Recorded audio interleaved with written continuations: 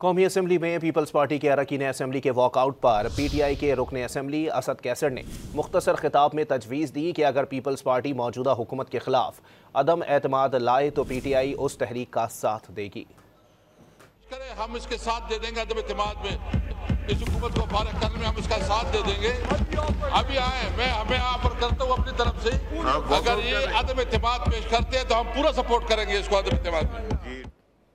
कौमी असम्बली में peoples party के अरकान असम्बली के वॉकआउट पर PTI के रुकन असम्बली असद कैसर ने मुख्तसर खिताब में तजवीज़ दी कि अगर पीपल्स पार्टी मौजूदा हुकूमत के खिलाफ अदम एतमाद लाए तो PTI उस तहरीक का साथ देगी।